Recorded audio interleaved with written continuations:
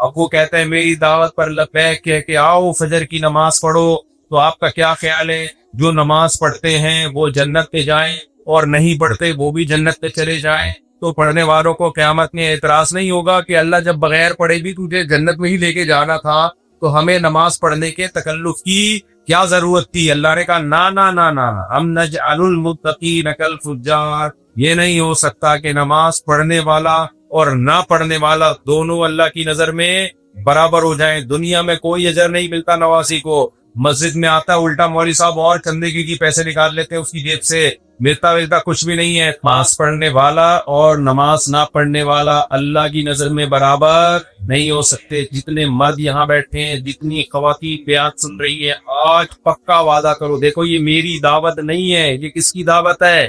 اللہ کی۔ بکرے تمہیں میں نہیں کھلاتا، کون کھلاتا ہے؟ اللہ۔ آسمان سے بارشیں میں نہیں برساتا، کون برساتا ہے؟ اللہ۔ تمہیں خربوزے، انار، انگور کون کھلاتا ہے؟ اللہ کھلاتا ہے۔ تو اللہ کہہ رہے جب حی علی الصلاۃ فجر میں آواز آئے اور فجر میں جب ندا سنو الصلاۃ خیر من النوم، نماز نیند سے بہتر ہے، نیند قربان کر کے کہاں حاضری دو؟ اللہ کے در پہ حاضری دو۔ یعلم متقلبکم، کیا ہے؟ اللہ تعالیٰ قرآن میں کہتے ہیں کہ اللہ تعالیٰ تمہارا رکوع اور سجود، نماز میں تمہارا الٹنا پلٹنا، نماز میں تمہاری حرکتوں کو دیکھ رہا ہوتا ہے۔ ہم سمجھ رہے ہوتے ہیں کوئی نہیں دیکھ رہا، اللہ کو سجدے میں جانا، سجدے سے اٹھنا، یہ سب وَتَقَلُّبَكَ فِي السَّاجِدِينَ، سجدہ کرنے والوں میں سجدہ کرنا، یہ منظر اللہ اپنی آنکھوں سے دیکھ رہا ہوتا ہے۔ تو اس لیے جو سو رہا ہوتا ہے اور نماز پڑھ رہا ہوتا ہے دونوں برابر نہیں ہوتے۔ تو کورنگی والو، آج آپ یہاں جتنی خواتین بیٹھی ہیں وہ بھی اور مرد بیٹھے ہیں، سب پکا عزم کرو نماز کبھی بھی ضائع نہیں کریں گے۔ اللہ کی نعمتیں 24 گھنٹے ملتی ہیں، تو نماز بھی اللہ نے 5 ٹائم رکھی ہے تاکہ 24 گھنٹے کور ہو جائے۔ نماز چھوڑنا نہیں ہے کسی قیمت پہ، نہ سفر میں نہ حضر میں۔ تو موت کے بعد نہ کوئی کورنگی گیریا کا ہوگا، نہ کوئی کورنگی اللہ والا کا ہوگا۔ اللہ کہے گا میں نے اتنی نعمتوں کے انبار لگائے۔ میں پانی کی مثال دے رہا تھا، پانی کی ضرورت ہمیں تھوڑی ہے یا زیادہ؟ بولو زیادہ ہے۔ تو جب زیادہ ہے تو ہمارا رب تھوڑا پانی برساتا ہے یا زیادہ برساتا ہے؟ زیادہ نہیں، بہت زیادہ برسا، ایسا دے دنادن پانی پر۔ یہ اللہ کی طرف سے نلکا کھلتا ہے، گورنمنٹ کی طرف سے جب کھلتا ہے تو ایک تو مہینے میں ایک دفعہ کھلتا ہے، پھر جب کھلتا ہے تو 1-2 گھنٹے تک اس میں سے طوفانی ہوائیں آتی ہیں، سب طوفانی ہوائیں جو خوشخبریاں لے کے آتی ہیں کہ امید ہے کہ پانی آ جائے، کبھی آئے گا بھائی، آئے گا، کوئی نہ کوئی تو آئے گا۔ پھر پانی جب آتا ہے تو شروع میں کیا آتا ہے؟ اس گندا، جتنے بھی کتے ہوتے مرے ہوئے تھے، ہب ندی سے جو پانی آ رہا ہے، راستے میں کتے پلے جو بھی بچے کچے چیچڑے، اب ایسا نہ پانی پینے چھوڑ دو آپ لوگ، بار وہ سب ہوتے ہوتے آخر میں پھر وہ پانا صاف آتا ہے جو دیکھنے میں کیا لگ رہا ہوتا ہے؟ صاف۔ حقیقت میں صاف ہے یا نہیں یہ اللہ ہی جانے بھائی، اللہ کے علاوہ یہ غیب کا علم کسی کے پاس نہیں۔ لیکن میرا رب جب برساتا ہے تو وہ تھوڑا نہیں برساتا۔ ہمارے پاس ہم مگا لے کے نہیں بیٹھتے اس کو اسٹور کرنے کی، ڈیم نہیں ہے ہمارے پاس کہ ہم اس کو محفوظ رکھ لیں، تو اتنا برساتا ہے۔ اور برساتا کیسا؟ صاف ستھرا پانی۔ وہ پانی جب آسمان سے صاف ستھرا پانی ڈیم میں آتا ہے تو اوپر سے جو پانی نیچے آتا ہے وہ گندا ہوتا ہے یا صاف ہوتا ہے؟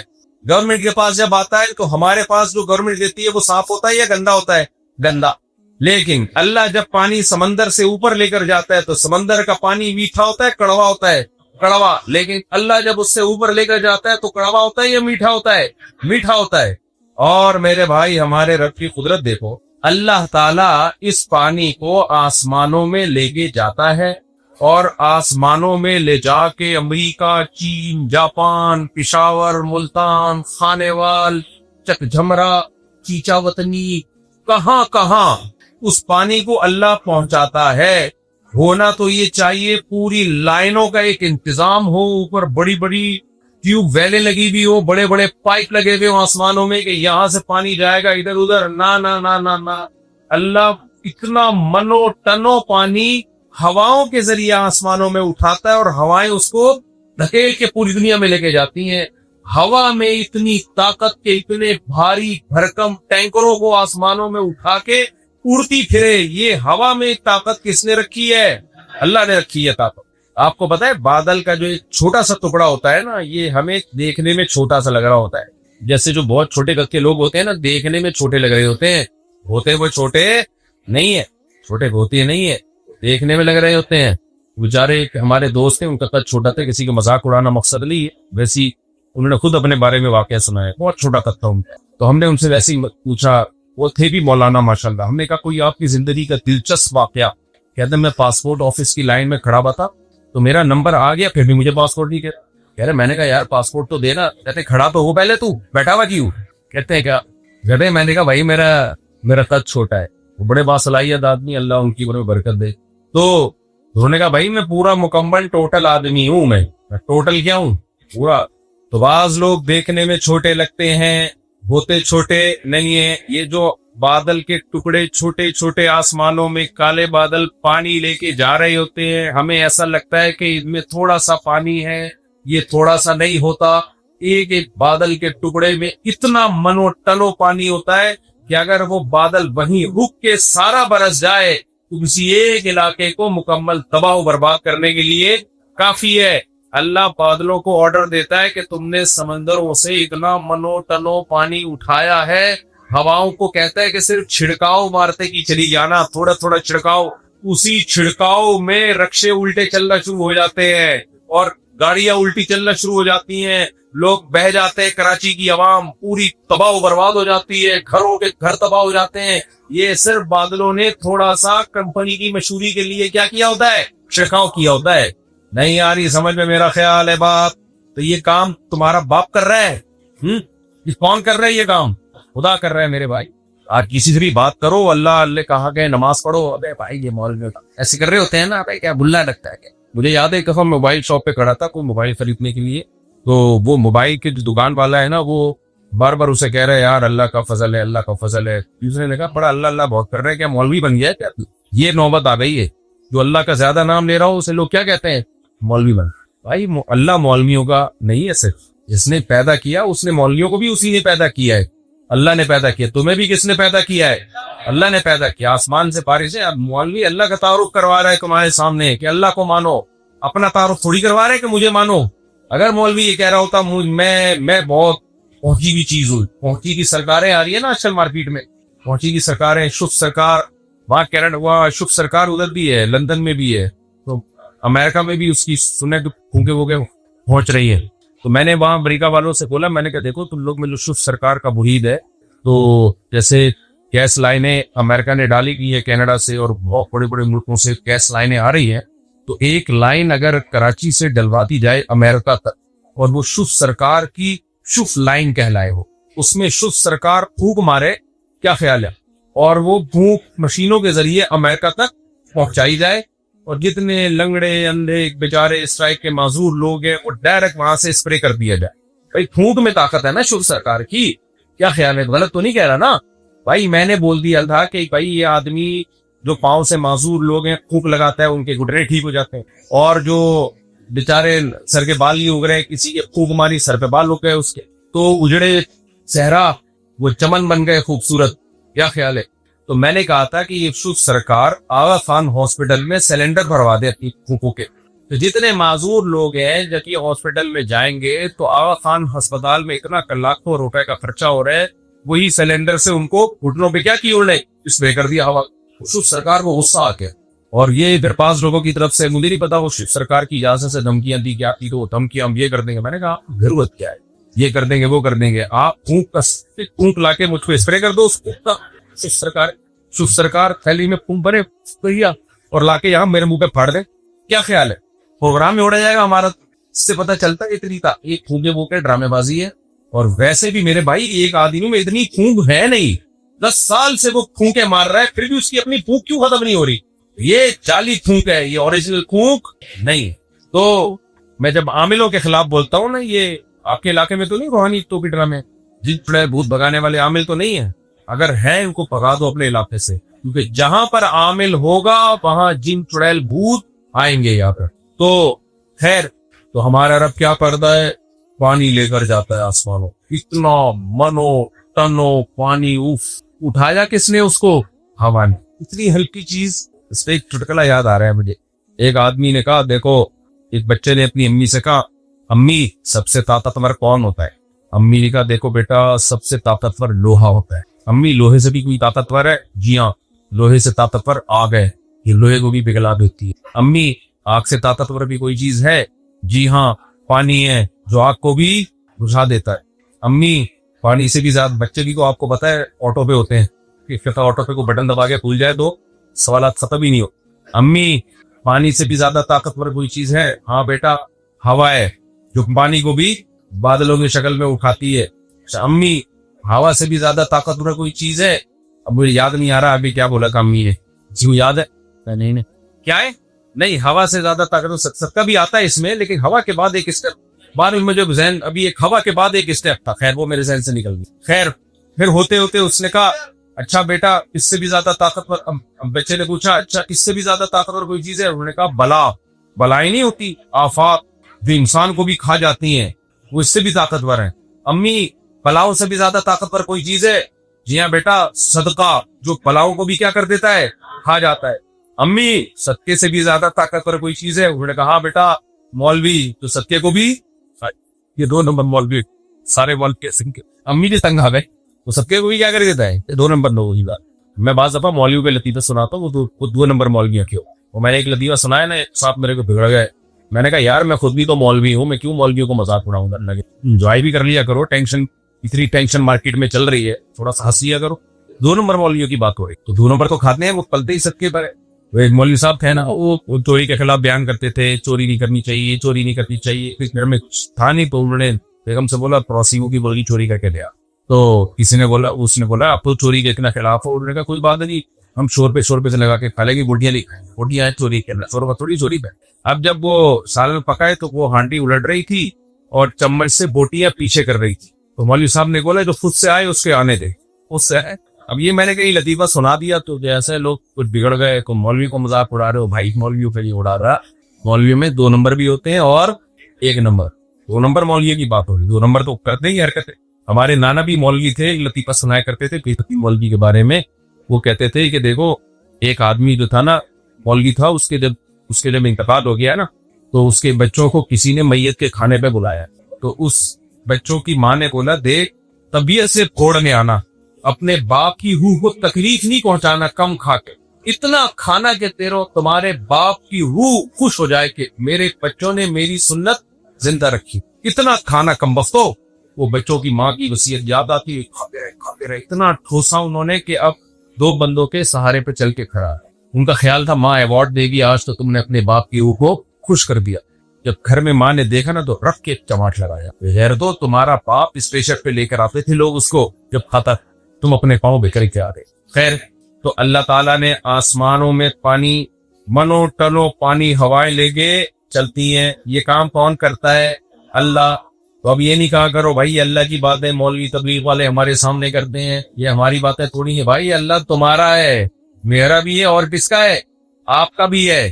موسیٰ علیہ السلام نے جب فرعون کو سمجھایا تھا نا تو فرعون سے کہا تیرا بھی رب ہے، وہ میرا بھی ہے، تیرا بھی ہے۔ تو یہ کہہ رہا ہے کہ میں اپنے رب کی بات کر رہا ہوں، میں تیرے رب کی بھی بات کر رہا ہوں، تیرا بھی اس سے رشتہ ہے، اس نے تجھے پیدا کیا، جس نے تجھے بنایا، تیرے باپ دادا کو بنایا، جو آسمان سے بارشیں برساتا ہے تیرے لیے، تو بھی تو کھاتا ہے اس سے، نعمتوں سے فائدہ اٹھاتا ہے۔ تو یہ ساری کی ساری نعمتیں کس نے پیدا کی ہیں؟ تو وہ پانی جاتا ہے پہاڑوں پہ برستا ہے، میدانی علاقوں میں برستا ہے، پھر جب برستا ہے تو میرے رب نے ایک زبردست انتظام کیا اس کو سلکہ ینابیع فی الارض۔ ادھر توجہ، شور شرابے کی آوازیں بہت زیادہ آ رہی ہیں۔ اللہ تعالیٰ اس کو زمین کی دراڑوں میں، جہاں پانی کو زمین میں جگہ ملتی ہے نا، سوراخ ملتا ہے، پانی گھس جاتا ہے اس میں۔ بھائی وہ تو ضائع ہو جانا چاہیے، کیا خیال ہے؟ وہ پانی زمین میں جاتا ہے، دھوتا جاتے جاتے جاتے جاتے آپ اگر زمین کھودنا شروع کرو تو کہیں ٹکو گے؟ جاتے ہی رہو گے۔ تو اس پانی کو چاہیے تھا نیچے جا رہے، جاتے جاتے جاتے جاتے اتنا نیچے چلا جاتا کہ ہمارے کھودنے سے بھی ہمیں نہ ملتا، لیکن اللہ قرآن میں کہتا ہے قُلْ أَرَأَيْتُمْ إِنْ أَصْبَحَ مَاؤُكُمْ غَوْرًا۔ اللہ نے اس پانی کو ایک جگہ جا کے روک لیا تاکہ محفوظ کر لیا، مٹی کے اندر محفوظ کیا، اور مٹی میں ایسے فلٹر لگا دیے کہ وہ اس کے جراثیم کو مارتی ہے، 1000 سال بھی وہ پانی زمین کے اندر پڑا رہے، جب آپ کھودو گے تو کنویں سے تازہ تازہ بہترین پانی آپ کو ملے گا. یہ زمین میں کون سے ڈیفریزر بنا دیے بھائی, مٹی ہے اور پانی کو صاف رکھنے کا کام کر رہی ہے. کبھی آپ نے دیکھا کہ آپ نے کنواں کھودا ہو اور پرانا پانی نکلے, اس میں سے سڑا ہوا پانی نکلے؟ 1000 سال کے بعد بھی جب زمین کھودو گے تو جو پانی 1000 سال پہلے زمین میں گیا تھا, آج بھی وہ 1000 سال کے بعد کیا ہوگا؟ بالکل فریش اور بالکل تازہ ہوگا. تو یہ جو زمین میں ایسے کیمیکل ڈال دیے اور کہ وہ پانی کو روک بھی رہے ہیں, نیچے جانے نہیں دے رہے اور پانی کو صاف بھی کر رہے ہیں, یہ کام کس نے کیا میرے بھائی؟ ہمارے لیے اللہ نے. اگر اللہ کی گرفت چھوڑ دے, پانی نیچے جانا شروع ہوگا. اللہ مٹی میں وہ تاثیر ختم کر دے صاف کرنے کی. ہم جب زمین کھود کے پانی نکالیں گے, سڑا ہوا پانی نکلے گا, ہماری زندگی عذاب بن جائے گی. تو پانی کی ضرورت بہت زیادہ, اس لیے اللہ نے پانی بھی ہمارے لیے پیدا کیا بہت زیادہ. ایک حدیث عالم کہتے ہیں نبی صلی اللہ علیہ وسلم نے اپنی 22 سالہ زندگی میں ایک دفعہ بھی ایک رکعت میں بھی رفع الدین کے بغیر نہیں پڑھی. آپ کو رفع الدین نہیں کرنے تو نماز بھی نہ پڑھو. دعوے کرنے پر گورنمنٹ کی طرف سے کوئی پابندی نہیں ہے. عبداللہ ابن مسعود فرماتے ہیں, ترمذی کی حدیث ہے, البانی نے صحیح قرار دیا اس کو, جو اہل حدیث کے سلفی عالم ہیں, کہ الا اصلی بکم صلاۃ رسول اللہ, کیا میں تمہیں ایسے نماز پڑھ کے نہ بتاؤں جیسے نبی نے پڑھی ہے؟ پھر آپ نے صرف تکبیر تحریمہ کے وقت رفع الدین کیا ہے, اس کے علاوہ نہیں کیا, اور بتایا کہ ایسے نبی نے نماز پڑھی ہے. امام ترمذی نے بھی اس حدیث کو حسن صحیح کہا ہے, ایک نسخے میں حسن کا ہے, ایک میں حسن صحیح کا ہے, اور عرب کے بڑے بڑے محققین نے اس حدیث کو صحیح قرار دیا ہے, جن میں ناصرالدین البانی رحمہ اللہ بھی ہیں. ہاں, ہمارے بعض اہل حدیث لوگوں کو دھوکا ہوا ہے. انجینئر علی مرزا نے کو بھی یہاں سے دھوکا ہوا تھا, کیونکہ وہ انجینئر علی مرزا بیچارے کو عربی تو آتی نہیں ہے. حافظ زبیر علی زئی نے لکھ دیا یا کسی اہل حدیث عالم نے لکھ دیا کہ عبداللہ ابن مبارک نے اس حدیث کو ضعیف کہا ہے, تو اس نے بھی آگے مکھی پہ مکھی بٹھانا نہیں ہوتا, کہہ دیا تحقیق کی ہے کہ اس حدیث کو ابن مبارک نے ضعیف کہا ہے. حالانکہ عبداللہ ابن مبارک نے اس والی کو ضعیف نہیں کہا, اس سے پہلی والی حدیث کو ضعیف کہا ہے, وہ بھی ابن مسعود سے مروی ہے. ان بیچاروں کو یہ تک نہیں پتا چلتا کہ کس حدیث کے بارے میں وہ بات کر رہے ہیں, اتنی تو عربی آتی نہیں ہے. اس لیے میرے بھائی, یہ محقق جو آج کل مارکیٹ میں آ رہے ہیں, ان سے جتنا دور رہیں گے اتنا اپنے ایمان کو, اپنے اعمال کو بچا کے رکھیں گے. اور امام ترمذی نے خود آگے لکھا, امام ترمذی امام بخاری کے شاگرد ہیں, وہ لکھتے ہیں کہ جب رفع الیدین کرنے کی باری آتی ہے, حدیث پیش کی ہے, تو کہتے ہیں وہ بھی یقول بعض اہل العلم من اصحاب النبی, یہی بعض اصحاب علم صحابہ کا مذہب ہے رفع الیدین سے نماز پڑھنا. لیکن جب رفع الیدین نہ کرنے کی باری آئی, جب رفع الیدین نہ کرنے کی بات حدیث ذکر کی نا عبداللہ بن مسعود والی, تو اس میں امام ترمذی کہتے ہیں وَبِهِ يَقُولُ غَيْرُ وَاحِدٍ مِّنْ أَهْلِ الْعِلْمِ مِنْ أَصْحَابِ النَّبِيِّ صلی اللہ علیہ وسلم, یہی اصحاب علم صحابہ میں بہت سارے اصحاب کا مذہب ہے. سمجھتا ہے کہ نہیں سمجھتا؟ تو بہت سارے صحابہ وہ نماز پڑھ رہے ہیں جو نبی نے کبھی بھی نہیں پڑھی. اس لیے میرے بھائی یہ منجن ہے, منجن سمجھ رہے ہو, منجن ہے. 1000 سال سے زیادہ, 800 سال تو کنفرم ہے فقہ حنفی نے دنیا پہ حکومت کی ہے, یعنی مسلمانوں کی خلافت اور دنیا پہ جو قانون نافذ ہوا ہے اسلام, وہ فقہ حنفی کی شکل میں نافذ ہوا ہے. اور ہمارے جو اہل حدیث لوگ ہیں, ان کا تو ایک بالش بھی زمین پہ کہیں فقہ نافذ نہیں ہوا, کہیں اللہ نے ان کو کہیں بیچاروں کو حکومت ہی نہیں دی ہے. میں ان کو گمراہ یا اس سینس میں کوئی جہنمی نہیں قرار دے رہا, لیکن جتنے ہو اتنے رہو نا. پوری دنیا میں 1% بھی نہیں ہے اہل حدیث, لیکن وہ اپنے آپ کو جنت کا ٹھیکیدار سمجھ رہے ہیں. 99% لوگ حنفی, مالکی, شافعی, حنبلی ہیں, ان کو کہتے ہیں اندھے مقلد ہیں, ان کو کیا پتا. یہ آپ اپنی حیثیت سے کیا کر رہے ہو, تھوڑا آگے جا رہے ہو فری ہونے کی. نہ آپ کا مدون فقہ ہے, آپ کہتے ہو ہم قرآن و حدیث سے استدلال کرتے ہیں, تو استدلال کر کے لکھ لو نا, اس کو ایک ریٹن فارم میں قانون مرتب کر لو. وہ اب تک نہیں ہوا. تبھی ہر اہل حدیث کی رائے دوسرے سے مختلف, اس سے طلاق کا مسئلہ پوچھو الگ, دوسرے سے پوچھو الگ, تیسرے پوچھو الگ. ابھی ہمارے لیے قابل احترام ہے وہ حافظ, کیا نام ہے, حافظ زبیر, کبھی پھر ان کا طلاق اور خلا پہ کلپ آیا ہے. بھائی آپ عجیب, کوئی دلیل نہیں ہے, وہیں بس فقہ حنبلی کی عبارت پہ انہوں نے کہہ دیا کہ وہ فقہ حنبلی میں یہ خلا یک طرفہ بھی ہو جاتا ہے. میں نے وہ فقہ حنبلی کی عبارت نکالی, اس میں ایسا کچھ بھی نہیں لکھا ہوا تھا, اس کا ترجمہ حضرت نے صحیح نہیں کیا. آپ نیک آدمی ضرور ہیں, اللہ سے امید ہے آپ جنت میں جائیں گے, لیکن یہ تحقیق آپ کا کام نہیں ہے. آپ مجتہدین کے مقابلے میں زیرو ہیں, کوئی حیثیت نہیں ہے آپ کی. اس لیے پہلے یہ اسلامی قانون مرتب ہو چکا ہے, یہ ریٹرن فارم میں آ چکا ہے, اسی کو فالو کرنا ہے آپ نے. یہ نئی چیز اب مارکیٹ میں کیا لے کر آئے گا بھائی, اب تو نیا صحیح ہے کیا لے کر آئے, اور لائے بھی نہیں ہے نا, لاؤ تو نہ مارکیٹ میں, مسائل مرتب تو کرو. پتہ ہے کیوں مرتب نہیں ہو رہے؟ ایک اہل حدیث کتاب لکھیں گے نا, دوسرا فوراً اس کے خلاف لکھ دیں گے, تیسرا فوراً اس کے خلاف. تو ان کا ہر شخص کا ایک نیا فقہ ہے. تو اسلام پہ ایسے چلنا پاسبل ہی نہیں ہے, ممکن ہی نہیں ہے. یہ کہتے ہیں صحابہ کے دور میں کون سا فقہ مرتب ہوا تھا؟ صحابہ میں حضرت ابو بکر کے دور تک تو قرآن بھی مرتب نہیں ہوا تھا، حدیث بھی مرتب نہیں ہوئی تھی، لیکن وہ دیسی طریقے سے چلنا ممکن تھوڑی تھا. اس کے بعد ضرورت محسوس ہوئی، قرآن بھی مرتب ہوا، حدیث بھی مرتب ہوئی، فقہ بھی مرتب ہوا. اب مرتب قرآن کو بھی مان رہے ہیں، مرتب حدیث کو بھی مان رہے ہیں. جو اسلامی قانون مرتب ہوا فقہ کی شکل میں، اس کو کہتے ہیں نہیں، ہم نہیں ماننا، ہم جو سمجھیں گے وہی صحیح ہوگا. تو آپ کی میں ہر شخص کی رائے الگ ہے. تبھی ٹیلی ویژن میں آپ نے دیکھا ہوگا اہل حدیث میں صرف ایک ہی مولوی آتا ہے، دو اہل حدیث بھی اکٹھے نہیں ہوتے. ان کو پتا ہوتا ہے دونوں کا جواب کیا ہوگا، ڈفرینٹ ہوگا. اگر کبھی ٹی وی میں کوئی دو اہل حدیث عالم آ رہے ہوں تو مجھے ضرور بلائیے گا، میں پھر ان سے سوالات پوچھوں گا کہ آپ کی کیا رائے، آپ کی کیا رائے، آپ کی کیا رائے. آپ کو دیکھو 4-6 مسائل کے علاوہ ہر رائے میں دوسرے کا اختلاف ہوگا. اور ہمارے دوست ہیں قاری خلیل صاحب، وہ جو اہل حدیث عالم ہیں ماشاءاللہ، بڑے اچھے آدمی ہیں. آج کل مجھے پھر انہوں نے چیلنج بازیاں کرنا شروع کر دی ہیں مفتی طارق مسعود کو سامنے لے کر. مجھے اچھا نہیں لگتا یار، یہ مولوی لوگ اس طرح کی بھڑکیاں مار رہے ہیں ایک دوسرے کو. وہ قاری خلیل صاحب ہیں نا، گول ٹی وی میں آتے تھے. جب سے مفتی رشید احمد خورشید صاحب گئے ہیں تو انہوں نے پھر اختلافی مسائل ان کے سامنے تھوڑا چھیڑنا کم کر دیے. تو مفتی رشید احمد خورشید کو کہہ رہے تھے تمہیں کوئی اور گنتیاں سکھا کے بھیج رہا ہے، وہ میرے پر الزام لگا رہے تھے کہ یہ پڑھا کے بھیج رہا ہے. خیر، تو ابھی پھر انہوں نے چیلنج کیا مفتی طارق مسعود کو میرے سامنے بٹھا دو. تو کسی نے لکھا ہوا کہ ایسا نہ ہو بیٹھ جائیں سامنے. وہ انجینئر علی مرزا بھی یہ کہا کرتا تھا آ جاؤ آ جاؤ، وہ سمجھ رہا تھا نہیں آئے گا، وہ آ گئے. تو ایسا نہ ہو وہ بیٹھ جائے، اس لیے بھائی مت کرو، چیلنج ویلنج مت کرو. مثلاً ہمارے نبی نے بہت سارے ایسے کام کیے جو آج ہمارے معاشرے میں مایوس ہیں. مثلاً کرتا دھوتی پہننا، سرما لگانا، ہاتھ سے کھانا، گریبان کھولنا وغیرہ. گریبان کھولنا سنت نہیں ہے، وہ ایک دفعہ نبی کا گریبان کھلا ہوا تھا تو صحابی نے دیکھا تو وہ عشق محبت میں آپ نے گریبان بند رکھنا ہی سنت ہے. باقی دیکھو نبی صلی اللہ علیہ وسلم نے جو کام خود کیے ہیں، کچھ کام کلچر کی بیس پہ کیے ہیں. جیسے نبی صلی اللہ علیہ وسلم نے گدھے کی سواری کی ہے نا، تو وہ تو کلچر تھا نا سوسائٹی میں. سواریاں یہی تھی، گدھے گھوڑے اور اونٹ. اب آپ کے پاس اوبر کریم بھی ہے، رکشے ٹیکسیاں بھی ہیں، آپ نے گھر کے باہر گدھا باندھا ہوا ہے، پھر لوگ آپ کا مذاق اڑا رہے ہیں تو کیا کر رہے ہیں، تو آپ کو سنت کا مذاق اڑا رہے ہو. سنت کا تو یہ سنت کا آپ مذاق اڑوا رہے ہو. سمجھ رہے ہو کہ موٹر سائیکلوں کا، ہوائی جہازوں کا دور ہے اور آپ کس پہ سفر کر کے جا رہے ہو، گدھے پہ. تو اسلام قیامت تک کے لیے آیا ہے، کسی خاص قوم کے لیے، کسی خاص زمانے کے لیے نہیں ہے. تبھی اسلام نے کسی خاص لباس کو سنت قرار نہیں دیا. ہدایات دے دی ہیں کہ لباس کا مطلب جسم کا چھپنا ہونا چاہیے، جسم پورا چھپے، آپ کا 2-4 اسٹیکر نہ لگے ہوئے ہوں. لیکن کوئی مخصوص لباس نہیں ہے اسلام میں کہ یہ لباس سنت ہے، یہ سنت. کیوں؟ وجہ اس کی ہے کہ اسلام قیامت تک کے لیے آیا ہے. اب عرب میں گرمی تھی، وہ ہلکے کپڑے پہنتے تھے. اگر اسلام کہتا ہلکے کپڑے پہننا، لائٹ کرتے پہننا سنت ہے، تو سائبیریا میں تو سنت پہ عمل کر کے لوگوں کے جنازے ہو جاتے. تو اسلام پھر سوسائٹی کے لحاظ سے لباس چینج ہوتا ہے، کلچر کے لحاظ سے، ضرورت کے لحاظ سے چینج ہوتا ہے. تو اسلام نے دیکھو، اسلام میں عربی سیکھنا بھی فرض نہیں ہے. کچھ لوگ ہوں جو عربی زبان سیکھیں، جو لوگوں کو گائیڈ کریں.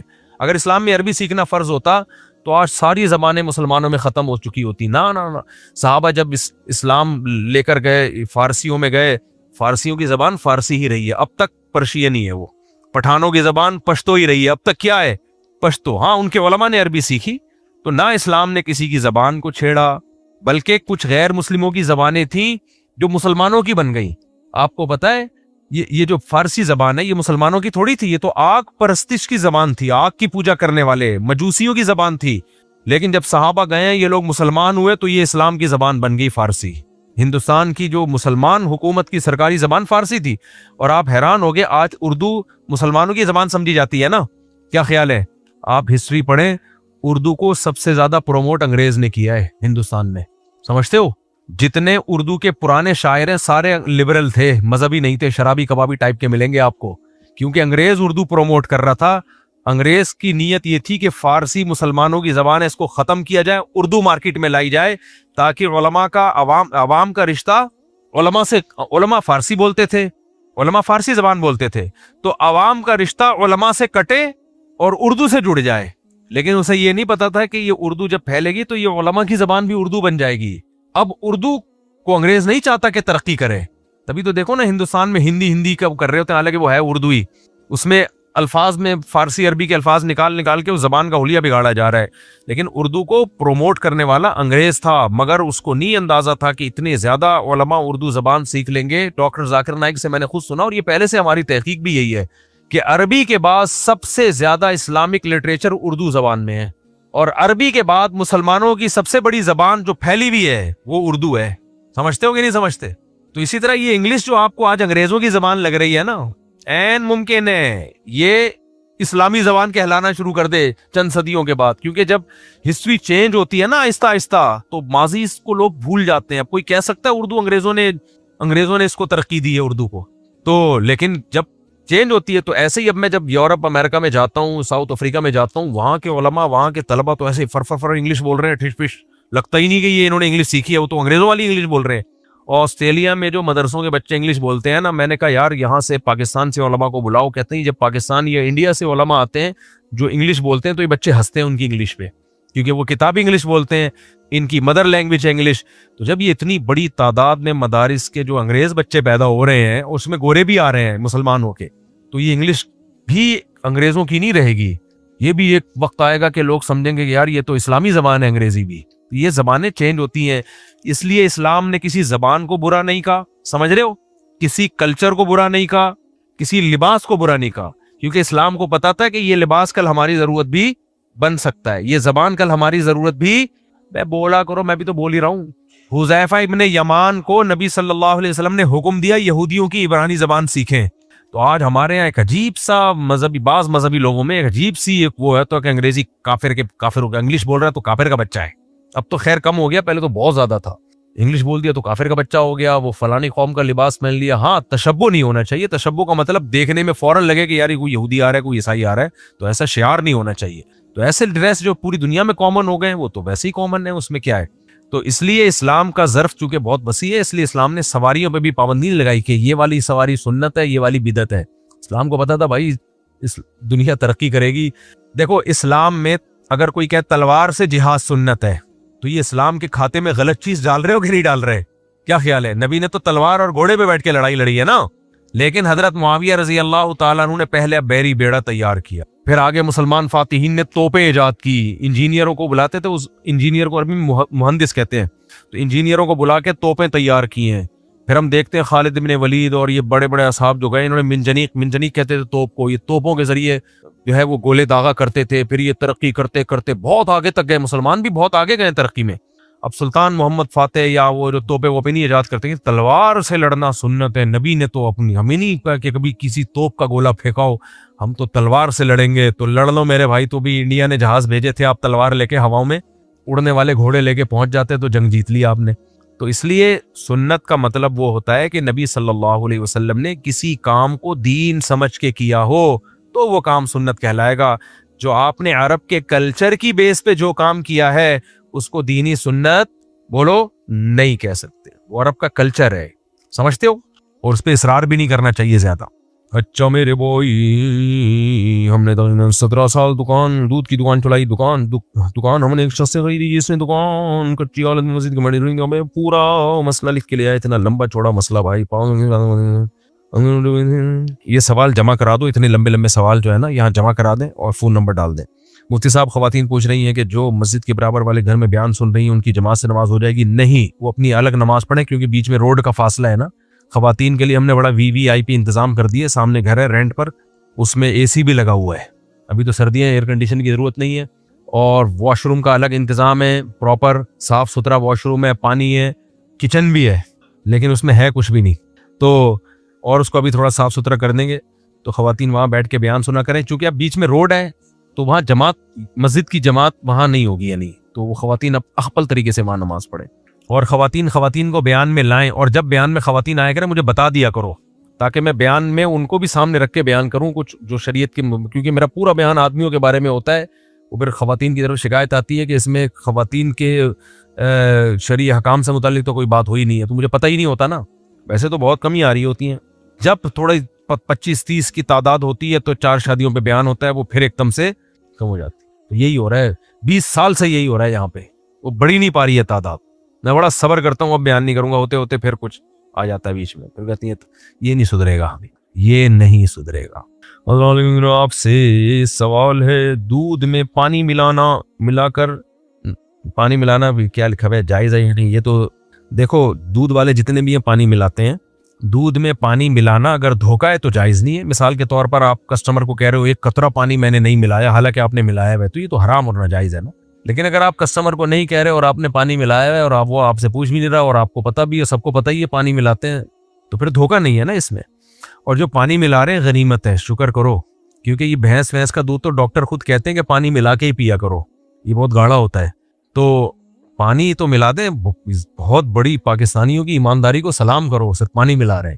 اصل جو چیزیں ملائی جاتی ہے, زیادہ تر گوالے نہیں ملاتے, آپ وہم میں نہ جائیں, بازار سے دودھ خرید کے پی لیا کریں, لیکن جو 2 نمبر ہوتے ہیں وہ بہت غلط چیزیں ملا رہے ہوتے ہیں اس میں. بہرحال پانی ملانا جائز نہیں ہے, اور اگر ملایا ہے تو پھر دھوکہ نہ دیں کسی کو. اگر کوئی سے قسم اٹھا کر کہتے کہ میں فلاں کام نہیں کروں گا اور کر لوں تو 10,000 روپے صدقہ کروں گا, تو اس قسم کے توڑنے پر 3 روزے رکھنے پڑیں گے. دیکھو, اگر کوئی شخص قسم اٹھاتا ہے کہ میں نے اگر فلاں کام کیا تو میں 10 روزے رکھوں گا, یعنی وہ اس کام سے بچنا چاہتا ہے. یہ ذہن میں رکھو, وہ چاہتا ہے کہ میں یہ کام نہیں کروں, اپنے آپ کو کام سے روکنے کے لیے منت مانی کہ میں نے یہ کام کیا تو میں 10 روزے رکھوں گا. تو اگر اس نے وہ کام کر لیا تو اس کے پاس دونوں آپشن ہیں, یا تو 10 روزے رکھے یا قسم کا کفارہ ادا کر لے. سمجھ رہے ہو کہ نہیں سمجھ رہے؟ یعنی قسم کے کفارے میں 10 غریبوں کو 2 ٹائم کا کھانا کھلائے, اگر کھلانے کی طاقت نہیں ہے تو 3 روزے قسم کے کفارے کی نیت سے رکھ لے. افضل تو یہی ہے کہ 10 روزے رکھے, وہ نہیں رکھ سکتا تو قسم کا کفارہ بھی دے دے گا تو بھی یہ ہو جائے گا. لیکن یہ اس کے بارے میں ہے جب وہ یہ کہے کہ میں یہ کام نہیں کرنا چاہتا, اگر کیا تو. لیکن اگر کسی نے یہ منت مانی کہ اللہ نے یہ کام کر دیا میرا, میں پیپر میں کلیئر ہو گیا, مریض کو شفا مل گئی, میری جاب لگ گئی, تو میں 10 روزے رکھوں گا, تو پھر 10 روزے ہی رکھنے پڑیں گے, پھر وہ قسم کا کفارہ نہیں ہے. اگر کوئی شخص کسی دوسرے شخص کو 5,000 روپے دے اور کہے کہ میرے لیے وہ چیز خرید, تو کیا وہ 5,000 کی چیز اپنے پیسوں سے خرید کر اس شخص کو مہنگا بیچ سکتا ہے؟ نہیں. یہ بھی اہم مسئلہ ہے. میں آپ سے کہتا ہوں کہ میرے لیے آپ جیسے قربانی کے جانوروں کے جب خریدتے ہیں نا, تو میں کہتا ہوں یار میرے لیے قربانی کے جانور خرید لو. آپ نے خرید لیا میرے لیے, پیسے میں نے دیے نہیں ابھی, تو اب وہ ایسا نہیں ہو سکتا کہ آپ کو 1 لاکھ کا ملا تو آپ مجھے 1,10,000 کا بیچ دیں, کیونکہ جب آپ نے میرا نمائندہ بن کے وہ چیز خریدی ہے تو وہ میری ملکیت, آپ کے قبضے سے وہ میری ملکیت میں آ گئی ہے, تو اب آپ اس پہ الگ سے کوئی فائدہ نہیں اٹھا سکتے. اسی میں یہ چیز بھی داخل ہے. آپ دکان پہ جاتے ہیں, کسی نے آپ کو بھیجا کہ بھائی 1 کلو ٹماٹر لے آؤ, آپ گئے کسی کے لیے ٹماٹر خریدنے کے لیے, اس ٹماٹر والے نے آپ کی شکل کو دیکھ کے جو 100 روپے کے ٹماٹر تھے وہ 80 میں دے دیے, تو یہ 20 روپے آپ نہیں رکھ سکتے. جس نے آپ کو بھیجا یہ فائدہ اسی کو جائے گا, وہ کہ آپ کی شکل دیکھ کے اس نے یہ کم دیے ہیں. لیکن جب آپ نمائندہ اور وکیل بن کے جا رہے ہو تو وکیل کو جو بھی فائدہ ملتا ہے وہ موکل کو ملتا ہے, اصل میں وہ وکیل خود نہیں رکھ سکتا. سمجھتے ہو؟ یہ بھی آج کل لوگ بہت کر رہے ہیں. السلام علیکم مفتی صاحب سے حال. اچھا, میرا یہ سوال تھا, آج کل ایک ٹرینڈ چلا ہوا ہے کہ شادی اور ولیمہ یہ دونوں مکس کر کے آج کل چل رہا ہے, شلیمہ بول رہے ہیں, تو یہ کرنا جائز ہے یا نہیں؟ یار یہ ایسا ہے کہ some thing is better than nothing. دیکھو شریعت میں تو یہ ہے کہ کھانے پینے کا جتنا خرچہ ہوگا شوہر اٹھائے گا, لڑکے والے اٹھائیں گے. اب اس میں ہونا تو یہ چاہیے بارات ہو ہی نہیں, سارا خرچہ لڑکے والے اٹھائیں. لیکن چلو ایک آدھا خرچہ لڑکی والوں پہ ڈال دیا, کیونکہ اگر یہ شلیمہ نہ ہو تو پھر پوری بارات کا خرچہ لڑکی والے اٹھاتے ہیں, تو کم از کم آدھا تو کر دیا نا. تو وہی ہے کہ کوئی چرس پی رہا تھا اور سگریٹ پہ آ گیا تو ہم سگریٹ کی مخالفت کریں گے نہیں. ہم یہ تو نہیں کہیں گے سگریٹ پینا اچھا کام ہے, لیکن جس کو پتا ہو کہ یہ چرس سے سگریٹ پہ آیا ہے اس کو تو ہم اپریشیٹ کریں گے, چلو یار اللہ نے تمہیں چرس سے بچا لیا, سگریٹ پھر بھی غنیمت ہے تمہارے لیے. تو یہ ولیمہ, یہ جو شلیمہ نکالا ہے یہ سنت تو نہیں ہے, لیکن اس بارات سے تو اچھا ہے نا. پورا خرچہ لڑکی والوں کے 6 بیٹیاں جس کے ہو تو بیچارہ اسی میں آدھا ہو جاتا ہے. چلو آدھا آدھا کر لو, ہاف کر لو. اچھا, ایک آخری لاسٹ کوسچن یہ ہے کہ وہ جو آپ نے آئل ابھی وہ پرموٹ کرا تھا ایک اور کسی فیس بک پہ, تو وہ FD اپروو ہے یا نہیں؟ کون سا آئل؟ میں تو کسی کو آئل نہیں پروموٹ کرتا ہے. فیس بک پہ کوئی پٹھان تھے, ان کے ساتھ آپ کی وہ اچھا نہیں وہ ادھر سوراب گوٹ کیا ہے میرا خیال ہے. یہ تو نہیں, میں نے دیکھا تھا کیونکہ میں خود ابھی ہیئر کلب میں ہوتا ہوں تو اس لیے میں نے آپ سے پوچھا. دیکھیں ہوتا ہی ہے, مجھے لوگ عقیدت محبت میں لے کے جاتے ہیں, پھر مجھے کوئی منجن میرے ہاتھ میں پکڑاتے ہیں, پھر کہتے ہیں منجن دانتوں کو صاف کرتا ہے, میں کہتا ہوں ہاں کرتا ہے, یہ ویڈیو بنا کے چلا دیتے ہیں. تو اب مجھے تو نہیں پتا بھائی اس کا ایسے, یہی اتنا ہی ہوا ہے. اور کچھ حکیموں نے کیا کیا ہے, اب میں نے بتایا کہ استو خدوس ایک بڑی زبردست جڑی بوٹی ہے, واقعی زبردست جڑی بوٹی ہے. اس کی حکیم ہمیشہ سے دوائیں بناتے رہے ہیں, دماغ کے لیے بہت اچھی ہے, نزلہ نکال دیتی ہے باہر. اور اب کیا میں نے یہ بیان ویسے جنرل نالج کے لیے, قبلہ حکیم صاحب نے نا پہلے وہ استو خدوس چلایا میرا, پھر اپنا منجن انہوں نے بیچا. میں نے شہد کے بارے میں کہا تھا کہ دیسی شہد بہت اچھی چیز ہے, تو ایک صاحب نے میرا بیان چلا کے اپنا شہد بکوا دیا ٹھیک ٹھاک طریقے سے. یہ ہے دیسی شہد جس کے بارے میں مفتی صاحب بتا رہے ہیں. تو یہ میرے ساتھ ہو رہا ہے, میں کیا کر سکتا ہوں. تو میں کاروباروں کو تو نہیں پروموٹ کرتا لوگوں کے, اگر کرتا بھی ہوں تو فری میں کرتا ہوں, میرا کوئی اس میں کمیشن نہیں ہوتا. دوستی یاری میں کر بھی دیتا ہے آدمی, اپنا کوئی قریبی دوست ہے وہ کہہ رہا ہے میری دکان ہے, اوپننگ ہے, آپ آ جاؤ, تو میں کیا منع تو نہیں کر سکتا, تعلقات بھی تو نبھانے ہیں نا. اور دوسری چیز جو ہے نا وہ میڈیسن. اچھا تو سی اے میں سر کہ نہیں کوئی مجھے میرے علم میں کچھ بھی نہیں ہے. اگر ہوگا تو پھر میں بتاؤں گا پورا. تو یہ اس اپروول کے بغیر تو کھانے پینے کی چیز تو کبھی بھی استعمال نہ کریں. باہر ملکوں میں تو تصور نہیں ہے کیونکہ آپ کھانے پینے کی چیز پیک کر دو